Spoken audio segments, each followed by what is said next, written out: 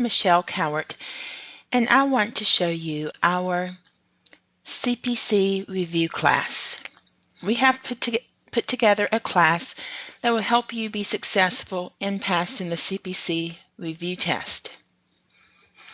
Also, this course will help you to be successful on pre-employment coding test. This review class consists of 3 components. It has PowerPoints that go through the guidelines. Then it has operative reports that gives you practice on each section of the certification test. And then it has practice exams on each section of the coding test. But first, it's important to be familiar with the setup of the certification test. So the CPC test has 150 questions, and it's broken down by your CPT. So you have the 10,000 series, so you have 10 questions there. Then the 20,000 series, 10 questions. The 30,000 series in CPT, 10 questions.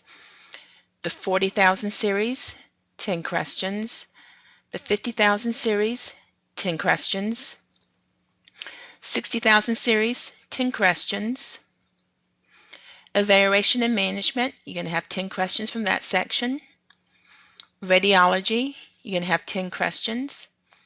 Lab and pathology, 10 questions. Medicine, 10 questions. Medical terminology, 8 questions. Anatomy, 8 questions. From IC9 Volume 1 and 2, you're going to have 10 questions. HCPCS Level 2, 5 questions. Coding Guidelines, 6 questions. And then Compliance and Regulatory, you're going to have 5 questions. So we give you this in our certification test CPC review class. So we give you those documents that give you the test components. We also give you a review of the coding guidelines, a document on IC9, and we give you a document on tips review and operative report. We give you a PowerPoint that goes over the compliance and regulatory information, the information on HIPAA, Medicare Part A, B, C, and D, and that information. We give you a PowerPoint that covers CPT book usage and guidelines. And then we go into the 10,000 series, then the 20,000 series, just like the test is broken into. And then 30,000 series, E&M, anatomy, physiology, just like the test. So we go over every section of the test. We have a section in the review class dedicated to each section of the test. And again, we have a PowerPoint for each of the surgical section of the test. We have operative reports, about 10 to 15 operative reports. And then we have about 10 exam questions formatted like the certification test. So let's look at the 10,000 series to show you a little bit like what the PowerPoint looks like.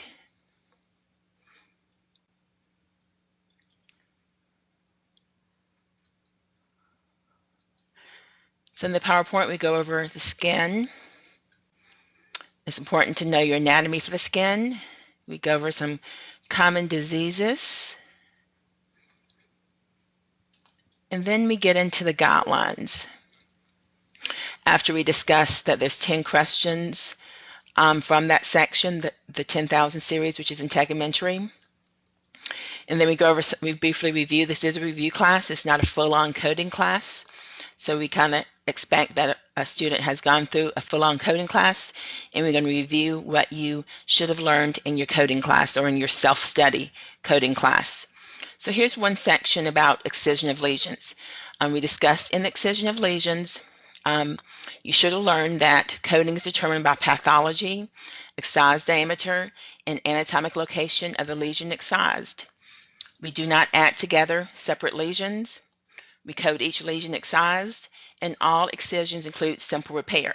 If you know this information, you can code excision of lesions that are done by scalpel removal correctly. You know what to look for when you're looking in an op report.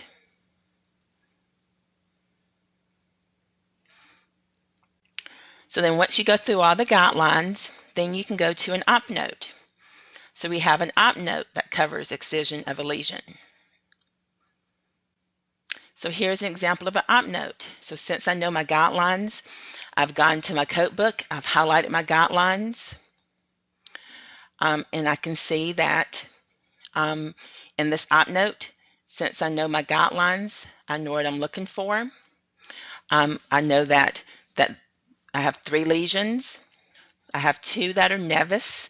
So if I code this, I know that this is a benign lesion. So I'm dealing with 2 benign lesions. Then I have the 3rd lesion, that's squamous cell carcinoma. So I'm dealing with a malignant. Then when I look at the procedures, I can see my excised diameter. That's going to be significant for picking the correct code in my CPT book. Then I'm looking at the closure. The first 2 were closed in a 1-layer closure, so that's not going to be coded separately. The 3rd had a 2-layer closure, so that's going to qualify for intermediate, so I'm going to code that one. So I'm looking at 3 excision codes and 1 closure code, so I'm going to have 4 codes. So if I was picking out multiple choice answers, I would be looking for one that had 4 codes. I would go through my procedure note, and I know what I'm looking for in the procedure note. I'm looking for the removal of the 3 lesions. I'm looking for the closure. So I know, based upon the guidelines, what I'm looking for in this note. And then at the end, when we give our answers, again, we have 3 excision codes. 2 are benign, 1's malignant, and then 1's for our intermediate closure. We give rationale, and we also reference the CPT assistant where you can find more information on those coding guidelines. After you complete all the op notes, then you can move to the practice exam.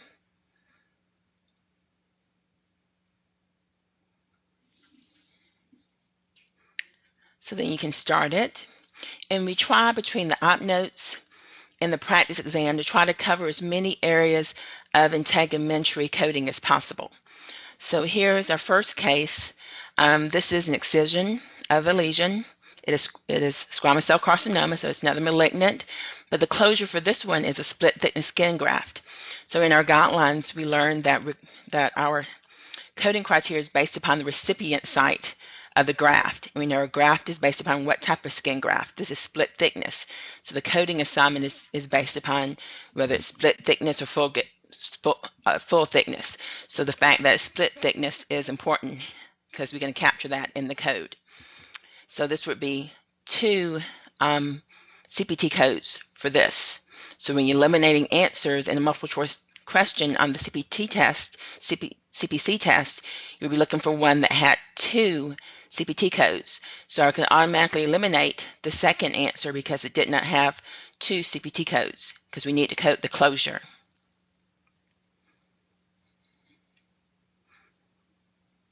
So this is the same format for all the other sections. So this is just an example of what integumentary looks like. And you can see our op notes in integumentary. We have excision of skin lesion, we have excision of a breast mass, we have a nail procedure, we have a wound repair, we have a debridement.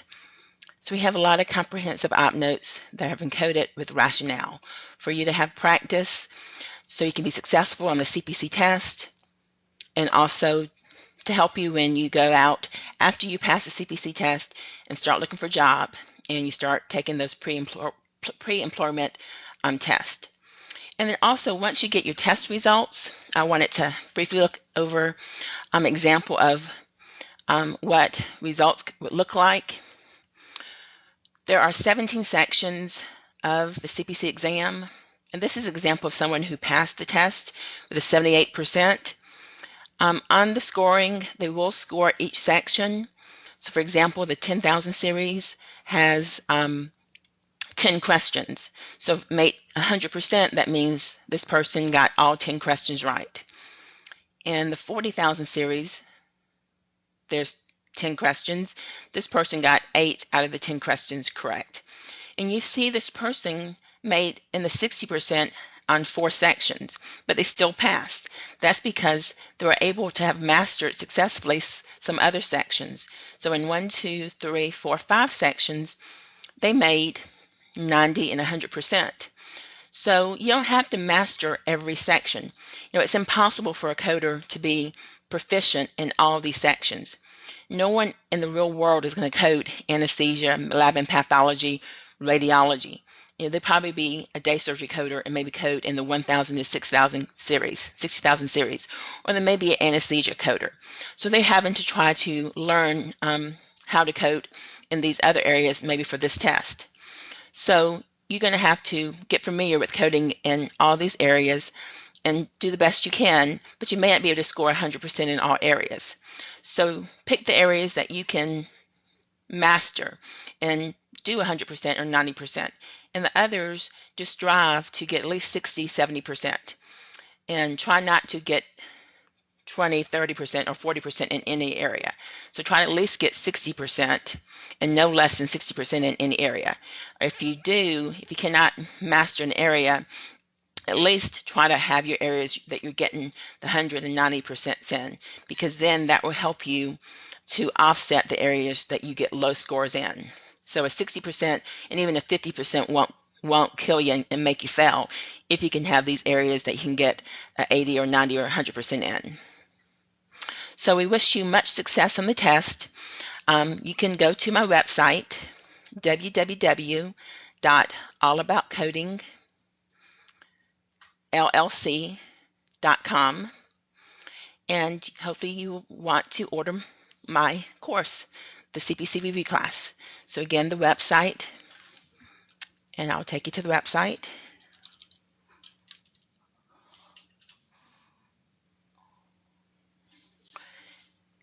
It's www.allaboutcodingllc.com. And we have lots of good courses, and we would love to help you be successful on the certification exam. Thank you, and have a nice day.